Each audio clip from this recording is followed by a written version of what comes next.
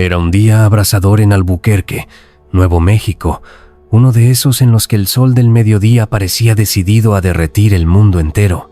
Las calles polvorientas del barrio de Varelas temblaban bajo el calor, reflejando ondas de luz que danzaban como espejismos en el horizonte.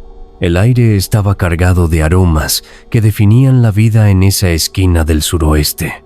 El picante inconfundible de los chiles rostizados girando en tambores de metal sobre brasas ardientes, el perfume cálido de las tortillas recién hechas en los comales de los puestos ambulantes y un leve dejo de tierra seca que el viento levantaba en pequeñas nubes marrones. En el parque central, un rectángulo de césped quemado por el sol y rodeado de álamos resecos que apenas ofrecían sombra, los niños corrían entre risas y gritos, sus voces resonando como campanillas en la brisa caliente. Entre ellos destacaba a Lucía Mendoza, una niña de 10 años con el cabello negro azabache, recogido en 2 trenzas perfectas que le caían sobre los hombros como cintas de ébano. Sus ojos grandes y oscuros brillaban con una curiosidad insaciable, absorbiendo cada detalle del mundo a su alrededor, el zumbido de las cigarras en los árboles, el destello de una moneda perdida entre la hierba, la forma en que las nubes parecían rozar las cimas de las montañas Sandia al este. Su risa era un canto claro y contagioso que hacía sonreír incluso a los desconocidos. Siempre llevaba puesto un collar con un pequeño dije de la Virgen de Guadalupe, un regalo de su abuela Rosa que pendía de un cordón desgastado y brillaba contra su piel morena como un faro diminuto. «Te protegerá siempre, mi niña», le había dicho Rosa años atrás. Su voz temblorosa pero cargada de un amor profundo mientras sus manos arrugadas, marcadas por décadas de trabajo, ajustaban el cordón con cuidado. Lucía lo tocaba a menudo, como si fuera un amuleto que la conectaba a su familia y a las promesas de seguridad que le habían hecho. Lucía vivía en una casa humilde de adobe en una calle sin pavimentar, con paredes pintadas de un azul que el sol había desteñido hasta convertirlo en un tono desteñido y nostálgico. El tejado de lámina crujía bajo el calor, y en el patio trasero, su madre, Carmen, cultivaba chiles rojos y tomatillos verdes en macetas de barro agrietadas, un pequeño acto de resistencia contra la pobreza que a veces los acechaba. Carmen era una mujer de manos fuertes y ojos cansados, con una sonrisa que escondía las preocupaciones de criar a 3 hijos con un salario escaso. Su padre, Javier, trabajaba largas horas en una fábrica de textiles a las afueras de la ciudad, manejando máquinas ruidosas que tejían telas baratas para tiendas de segunda mano. Llegaba a casa con las manos encallecidas y el rostro cubierto de polvo, pero siempre encontraba energía para jugar con Lucía, contarle cuentos o reparar algo en la casa con un silbido entre los dientes. Aunque el dinero era escaso, el hogar de los Mendoza estaba lleno de calor humano. Los fines de semana eran sagrados. La familia caminaba junta hasta la iglesia de San Felipe de Neri, un edificio antiguo con campanarios de adobe que parecían alcanzar el cielo. Lucía adoraba el sonido grave de las campanas y el eco de los rezos en el interior fresco y oscuro. Después de misa, paseaban por el mercado de la Plaza Vieja, donde los puestos rebosaban de colores. Mantas tejidas a mano, joyería de turquesa y dulces de tamarindo que Lucía compraba con las monedas que ahorraba de sus propinas por ayudar a los vecinos. Los mariachis llenaban el aire con notas melancólicas y vibrantes, sus guitarras y trompetas tejiendo una banda sonora que acompañaba los pasos de la familia, mientras Javier cargaba a la pequeña Ana, la hermanita de Lucía, sobre los hombros. Esa tarde, tras una mañana de juegos en el parque con sus amigos, un partido improvisado de fútbol con una pelota desinflada y carreras alrededor de los columpios oxidados, Lucía decidió ir sola a la tienda de la esquina para comprar unos dulces de leche. El sol comenzaba a descender, tiñendo el horizonte de tonos anaranjados y rosados que se reflejaban en los charcos de agua sucia que salpicaban las calles mal pavimentadas. Tarareaba una canción que había aprendido en la escuela, una tonada sencilla sobre un río que corría libre, mientras sus zapatillas gastadas levantaban pequeñas nubes de polvo con cada paso. El aire olía a gasolina y a las flores silvestres que crecían entre las grietas del concreto, un contraste que definía su mundo. No vio la furgoneta negra que se deslizaba lentamente detrás de ella, sus neumáticos apenas susurrando contra el asfalto. Era un vehículo viejo, con pintura descascarada y ventanas oscurecidas que ocultaban lo que había dentro. Cuando frenó con un chirrido agudo que cortó el aire como un cuchillo, Lucía apenas tuvo tiempo de girar la cabeza. Dos hombres enmascarados saltaron de la cabina, sus movimientos rápidos y precisos como depredadores que habían cazado antes. Uno la envolvió en una manta áspera que apestaba a gasolina y sudor rancio, mientras el otro la levantó como si fuera un saco de harina. Lucía gritó y pateó con todas sus fuerzas, sus uñas arañando la tela en un intento desesperado por liberarse, pero el rugido del motor ahogó sus esfuerzos. En un parpadeo, la furgoneta se perdió en el laberinto de calles, dejando atrás solo el eco de su nombre en el viento y un dulce de leche aplastado en el suelo, una pequeña reliquia de su última tarde de libertad. Cuando Lucía logró zafarse de la manta, el mundo a su alrededor era un borrón de sombras y olores rancios que le revolvían el estómago. Estaba en una habitación pequeña y fría, con paredes de concreto agrietadas que rezumaban humedad como si el edificio llorara en silencio. El suelo estaba cubierto de tierra apelmazada y restos de comida podrida, migajas de tortilla seca, cáscaras de naranja ennegrecidas, y una bombilla desnuda colgaba del techo, parpadeando con un zumbido intermitente que parecía burlarse de su desesperación. El aire era pesado, cargado de un hedor a moho, sudor y algo metálico que le recordaba la sangre seca que una vez vio en la carnicería del mercado. Afuera, voces graves resonaban a través de las paredes, hablando en español con un tono que oscilaba entre la risa cruel y la indiferencia, como si su sufrimiento fuera un chiste privado. Otro más para la lista.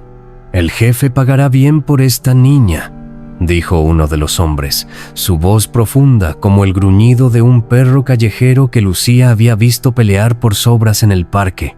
Mientras no llore demasiado, me da igual, respondió otro, seguido de una carcajada seca que hizo temblar a Lucía y le erizó la piel. Se acurrucó en un rincón, abrazando sus rodillas contra el pecho hasta que le dolieron las articulaciones. Sus dedos encontraron el dije de la Virgen, que milagrosamente aún colgaba de su cuello, y lo apretaron con fuerza, como si pudiera invocar a su abuela Rosa o a su madre Carmen para que la rescataran. Intentó recordar las historias que le contaban en casa.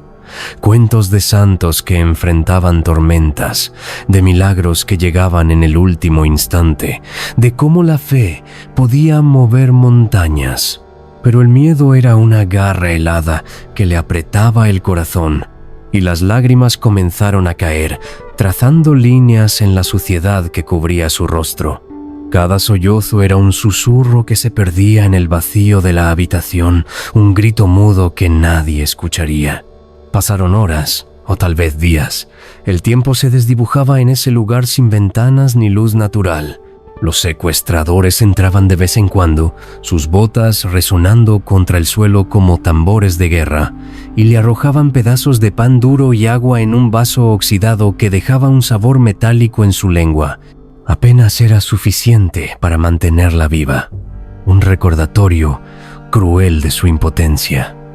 A veces escuchaba llantos apagados de otros niños en habitaciones cercanas, voces temblorosas que pedían a sus mamás o rezaban en susurros, lo que le helaba la sangre y le hacía imaginar a su hermanita Ana atrapada en un lugar como ese.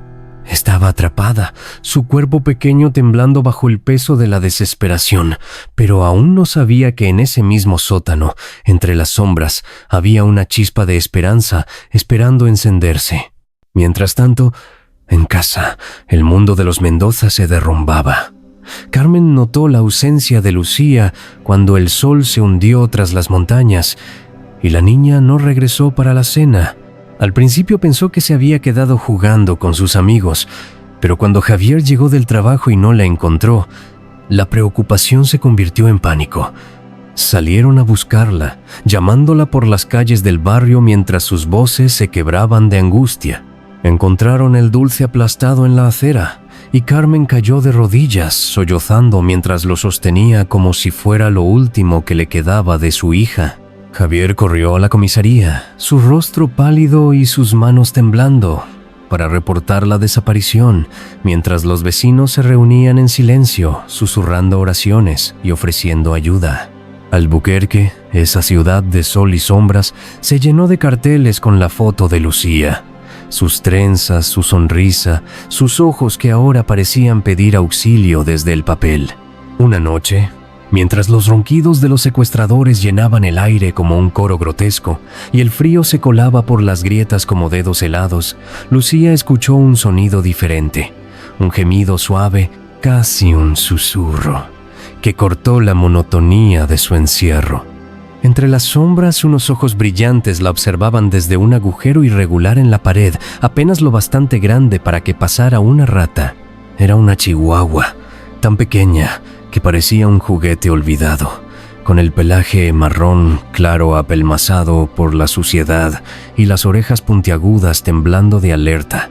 Sus costillas se marcaban bajo la piel como las teclas de un xilófono, y sus patas flacas parecían a punto de ceder bajo su propio peso. Sin embargo, había algo en su mirada, una mezcla de miedo y una determinación feroz que hizo que Lucía sintiera un destello de calma en medio del caos, como si una estrella hubiera brillado en la noche más oscura.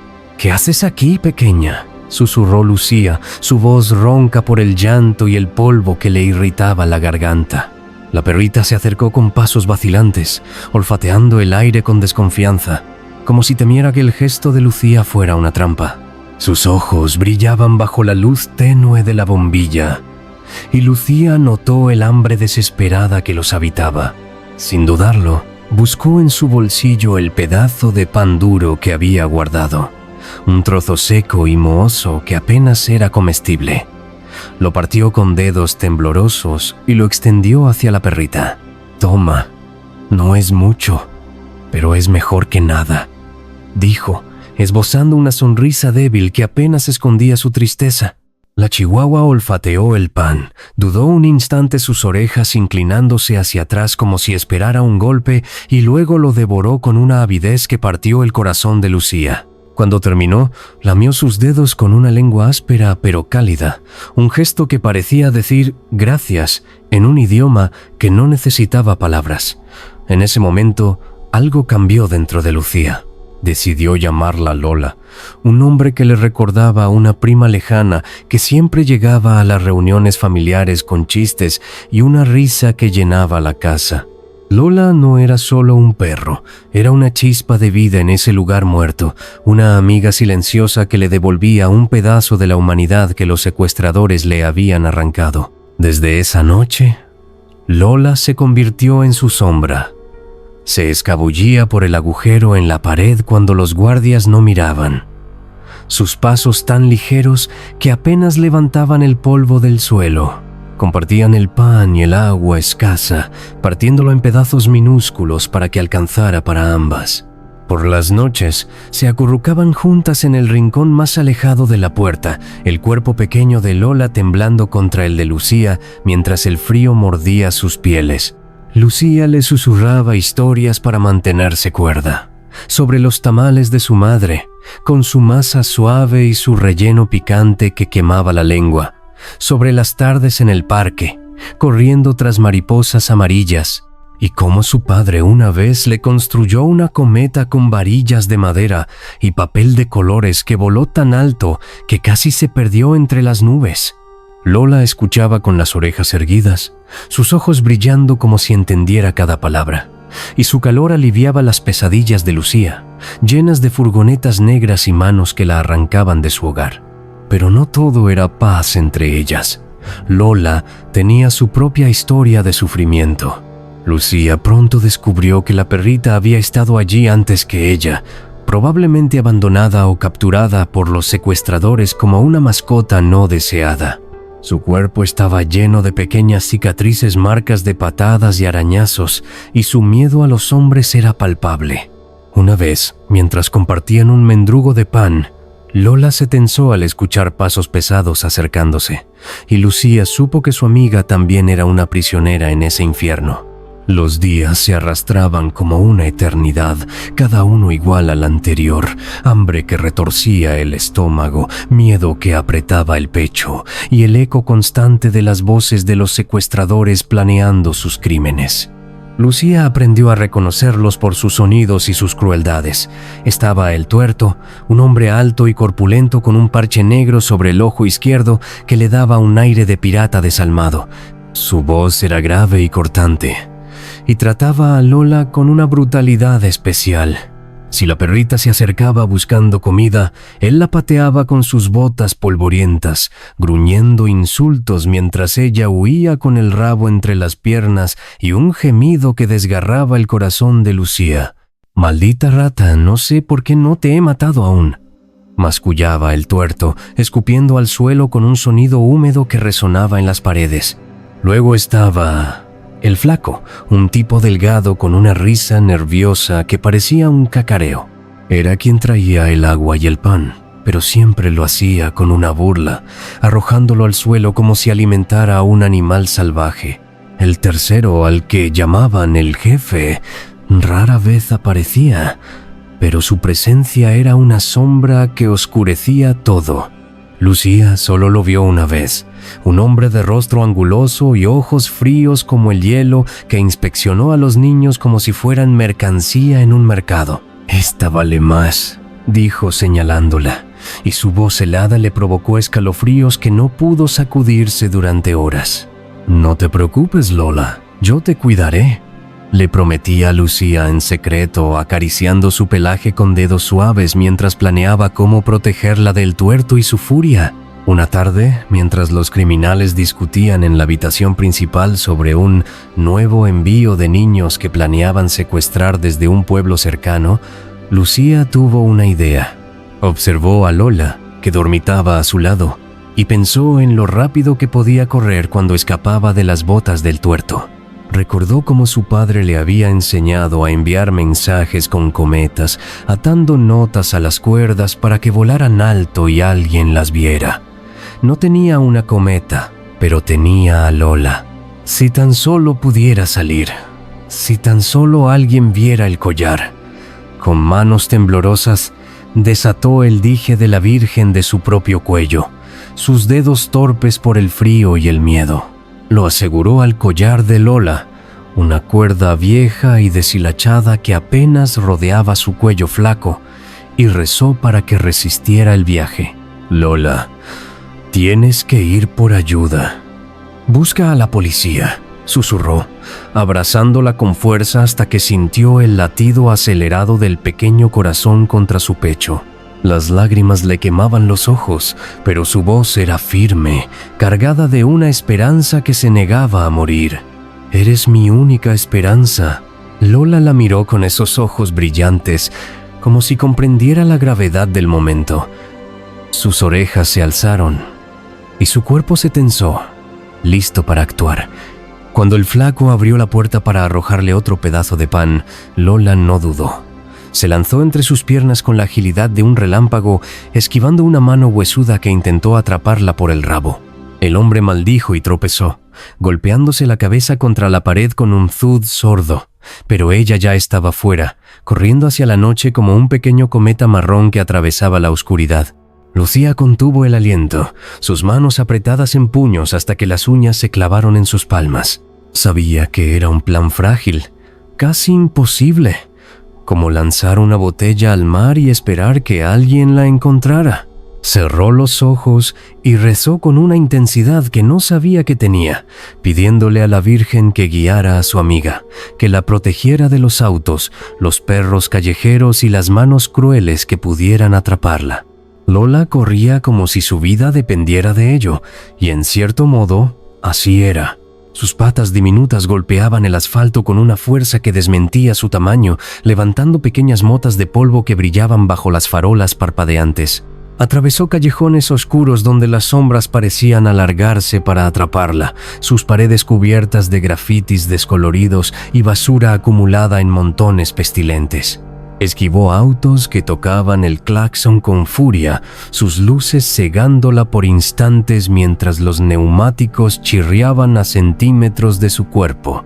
Saltó sobre charcos de agua turbia que reflejaban las luces de neón de los bares y las tiendas cerradas, sus patas resbalando pero nunca deteniéndose.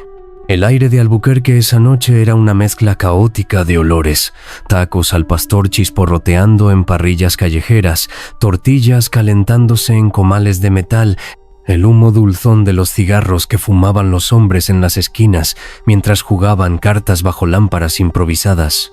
Pero Lola no se distrajo con los aromas ni con el sonido de una ranchera que salía de una radio mal sintonizada en un balcón. Llevaba una misión grabada en su pequeño corazón, un instinto que la empujaba hacia adelante a pesar del hambre que le retorcía el estómago y el cansancio que pesaba en sus patas. Tras lo que pareció una eternidad, llegó a la calle San Pablo, una vía bulliciosa que nunca dormía, llena de puestos de comida iluminados por bombillas desnudas y música que reverberaba en el aire. Allí, estacionado junto a un carrito de tacos con un letrero pintado a mano que decía «Tacos el Güero», estaba un coche patrulla. El oficial Tomás Martínez, un hombre de bigote espeso y manos curtidas por años de trabajo bajo el sol, mordía un taco de carnitas con salsa verde, el jugo goteando por su barbilla mientras charlaba con el taquero sobre el partido de fútbol del fin de semana.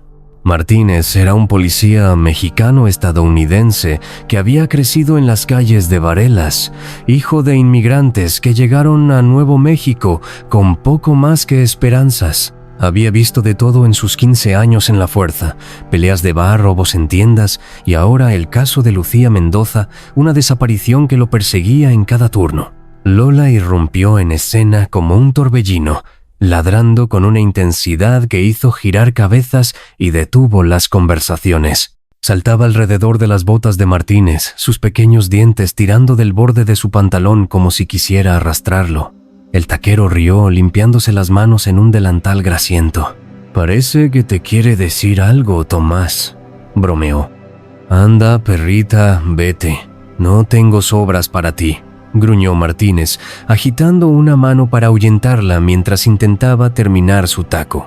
Pero entonces, la luz de una farola iluminó el collar de Lola y el dije de la Virgen brilló como un faro en la noche. Martínez frunció el ceño, dejó el taco a medio comer sobre el capó del patrulla y se agachó con un crujido de sus rodillas. Tomó el dije con cuidado entre sus dedos callosos y leyó las palabras grabadas: Lucía Mendoza, Albuquerque. Su corazón dio un vuelco y el aire se le atoró en la garganta. Durante 2 semanas había estado trabajando en el caso de la desaparición de Lucía, revisando pistas que se desvanecían como humo en el viento del desierto.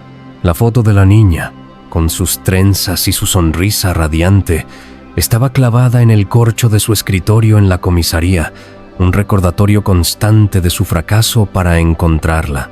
«Es la niña desaparecida», exclamó, dejando caer el taco al suelo con un plaf húmedo que salpicó sus botas. Lola ladró más fuerte, tirando de su pantalón con una urgencia que no dejaba lugar a dudas. Martínez, incrédulo pero alerta, captó el mensaje como si la perrita hablara en un idioma que solo él podía entender. «Vamos, muchachos, la perrita nos lleva a algo», gritó a sus compañeros que estaban apoyados contra otra patrulla fumando cigarros y charlando. Intercambiaron miradas de escepticismo. ¿Un perro? ¿En serio, Tomás? Pero lo siguieron de todos modos, subiendo a sus vehículos con un chirrido de llantas que resonó en la calle. Con Lola al frente, la policía recorrió las calles de Albuquerque como un río desbordado, las sirenas cortando la noche con destellos rojos y azules que pintaban las fachadas de las casas.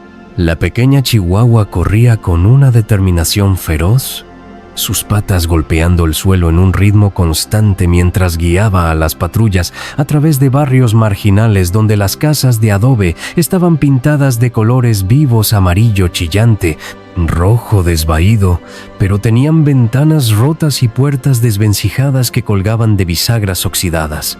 Los niños descalzos jugaban en la tierra con pelotas hechas de trapos, deteniéndose para mirar el extraño desfile de patrullas y una perrita que parecía saber exactamente a dónde iba.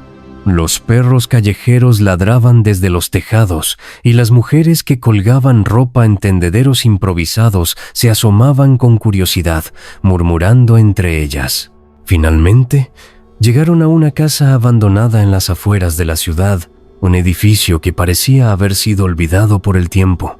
Las ventanas estaban tapiadas con tablas podridas que crujían con el viento y un letrero torcido de «Se vende» colgaba de la puerta principal balanceándose como un péndulo roto. El terreno alrededor estaba lleno de maleza seca y latas vacías que rodaban con cada ráfaga, y desde el interior se filtraban voces amortiguadas y el llanto débil de un niño que atravesaba las paredes como un lamento. Martínez dio una señal con la mano, y su equipo se desplegó con sigilo, rodeando la casa como lobos en una cacería silenciosa. Sus botas apenas hacían ruido contra el suelo polvoriento, y el corazón de Martínez latía con una mezcla de adrenalina y esperanza. Con un grito que rompió el silencio, «¡Policía! ¡Abran la puerta o entramos!», irrumpieron por la entrada principal linternas y armas en alto. El interior estalló en caos. Los secuestradores, sorprendidos en medio de una partida de cartas y cervezas tibias, abrieron fuego con pistolas oxidadas que escupían balas con un estruendo ensordecedor. Las balas rebotaron contra las paredes de concreto, levantando nubes de polvo y astillas, mientras Martínez se arrojó detrás de un sofá viejo cubierto de manchas, gritando órdenes por encima del rugido. «¡Cúbranse! No dejen que escapen». El olor a pólvora llenó el aire, mezclado con el hedor a sudor y miedo que emanaba de los criminales. El enfrentamiento fue breve pero intenso. El tuerto disparó desde una esquina, su parche negro destacando en la penumbra, pero un oficial lo derribó con un tiro preciso al hombro que lo hizo caer con un grito. El flaco intentó huir por una ventana trasera, pero fue atrapado por dos policías que lo arrastraron al suelo, esposándolo mientras pataleaba como un niño enrabietado. El jefe, que había estado en una habitación apartada contando billetes, fue el último en rendirse, sus ojos fríos brillando con una furia contenida mientras lo obligaban a arrodillarse. En minutos, los criminales estaban reducidos, esposados y arrastrados al exterior con rostros pálidos y miradas de derrota, el polvo pegándose a sus ropas sudorosas. Martínez respiró hondo, el sudor corriendo por su frente, y bajó al sótano con dos oficiales más. Cuando abrieron la puerta, una bisagra oxidada chilló como un lamento, revelando a Lucía y a otros 5 niños acurrucados en un rincón como pollitos asustados bajo una tormenta. La luz de las linternas iluminó sus rostros pálidos, sus ojos hinchados por el llanto y el hambre, sus ropas sucias y desgarradas. Lucía estaba al frente, sus trenzas deshechas y su cuerpo temblando, pero al ver a Lola trotando detrás de Martínez, su rostro se iluminó como el amanecer después de una noche interminable. «Lola, lo lograste», gritó, corriendo hacia ella con una fuerza que no parecía posible en su estado. Envolvió a la perrita en un abrazo tan fuerte que ambas cayeron al suelo, rodando en un revoltijo de risas y lágrimas. Lola ladró, su cola moviéndose como un metrónomo frenético, y lamió la cara de Lucía como si quisiera borrar cada rastro de sufrimiento. Horas después, en la comisaría, los padres de Lucía Carmen y Javier se reunieron con su hija en una escena que rompió el corazón de todos los presentes. Carmen sollozaba mientras besaba su frente, sus manos temblando al tocarla como si temiera que fuera un sueño. Javier, con los ojos húmedos y la voz atrapada en la garganta, la levantó en sus brazos como cuando era bebé, murmurando «Gracias, Dios mío», entre sollozos. Cuando vieron a Lola, flanqueada por oficiales que le rascaban las orejas y le ofrecían pedazos de galleta, no dudaron. «Esta perrita se viene con nosotros. Es parte de la familia ahora», dijo Javier, su voz quebrada pero firme, mientras Carmen asentía con lágrimas corriendo por sus mejillas. Los meses siguientes trajeron justicia, pero también cicatrices que tardarían en sanar. La banda de secuestradores fue desmantelada y sus miembros recibieron largas condenas gracias al testimonio de los niños y la evidencia encontrada en la casa: fotos Polaroid de víctimas, documentos falsos, grabaciones en casetes que revelaban una red de tráfico que se extendía más allá de Albuquerque hasta las fronteras de Texas y Arizona. El tuerto, con su hombro vendado y su mirada de odio intacta, juró vengarse desde el banquillo de los acusados, pero sus palabras se perdieron en el eco del tribunal.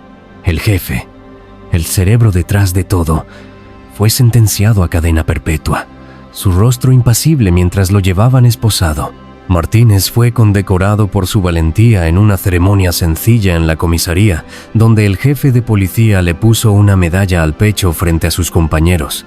Pero él insistió en que el verdadero héroe era Lola, señalándola mientras la perrita dormitaba en una silla ajena a los aplausos.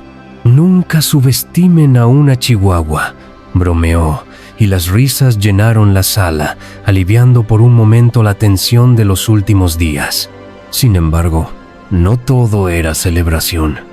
Lucía volvió a casa, pero las noches estaban llenas de pesadillas. Furgonetas negras que la perseguían, manos que la atrapaban, el rostro del tuerto riendo en la oscuridad. Carmen la encontraba despierta a medianoche, temblando en su cama, y la abrazaba hasta que el amanecer traía un poco de paz. Javier dejó de trabajar turnos extras para estar más presente, y juntos intentaron reconstruir la seguridad que les habían robado. Ana, la hermanita de Lucía, no entendía del todo lo que había pasado, pero abrazaba a su hermana mayor con una ternura que hablaba por sí sola. Lola, por su parte, floreció en su nuevo hogar. Ahora limpia y gordita, con el pelaje marrón brillando bajo el sol, se convirtió en una celebridad local. Los periódicos la llamaron la Chihuahua valiente que derrotó a los malos, y una foto suya junto a Lucía apareció en la portada del Albuquerque Journal con titulares que celebraban su hazaña. Los vecinos la saludaban cuando paseaba por el barrio con Lucía, ofreciéndole pedazos de carne asada, galletas caseras y hasta un huesito que un carnicero le regaló con una sonrisa. Los niños del parque la seguían como si fuera una estrella, y Lucía reía mientras les enseñaba a acariciarla con suavidad. Pero para Lucía, Lola era más que una heroína de titulares. Era su salvadora, su confidente, su ángel de 4 patas que había atravesado la noche para traerla de vuelta. Cada tarde, las dos caminaban hasta el Parque Central, donde el césped comenzaba a reverdecer con las primeras lluvias del otoño. Lucía lanzaba una pelota vieja que Lola perseguía con saltos torpes pero llenos de alegría, y por un momento el mundo volvía a ser simple. Una niña, su perrita y el sol que se ponía tras las montañas Sandia, pintando el cielo de tonos dorados y púrpuras. Cada noche, en su pequeña habitación con paredes decoradas con dibujos de flores y fotos familiares, Lucía se sentaba en la cama con Lola acurrucada a su lado. El dije de la Virgen, recuperado y ahora compartido entre ellas en un nuevo collar que Javier había hecho con cuero trenzado, descansaba sobre el pecho de Lola como un símbolo de su vínculo. Lucía le susurraba al oído: «Eres la mejor amiga del mundo, Lola, nunca te dejaré ir». Y Lola, con un ladrido suave y un lametón en la mano, parecía responder: «Yo tampoco te dejaré, Lucía». Su cola golpeaba la sábana con un ritmo alegre, y sus ojos brillaban con una paz que habían ganado juntas. Con el tiempo, la historia de Lucía y Lola se convirtió en una leyenda en Albuquerque. Las madres la contaban a sus hijos como un cuento de valentía y esperanza, y los maestros la usaban en las aulas para hablar de la fuerza que se esconde en los más pequeños. Martínez, que seguía patrullando las calles con su bigote cada vez más gris, sonreía cada vez que veía a Lola trotando junto a Lucía, recordando la noche en que una perrita le enseñó que los milagros podían tener 4 patas. Lucía creció, pero nunca olvidó. Años después, ya adolescente, comenzó a trabajar como voluntaria en un refugio de animales, rescatando perros callejeros y dándoles el amor que Lola le había mostrado. Lola, con el pelo salpicado de blanco por la edad, la acompañaba en cada visita, su paso más lento pero su espíritu tan brillante como siempre. Así terminó la historia de cómo una pequeña chihuahua cambió el destino de muchos en Albuquerque. Bajo el sol ardiente del día y las noches estrelladas del desierto, Lucía y Lola demostraron que la valentía no se mide en tamaño, que la fe puede cruzar cualquier abismo y que el amor, incluso en los lugares más oscuros, puede florecer como las flores silvestres que brotan entre las grietas del concreto. En Barelas, donde el viento sigue llevando el aroma de los chiles y las risas de los niños, su legado perdura. Una niña y su perrita, unidas por un milagro que nadie podrá borrar,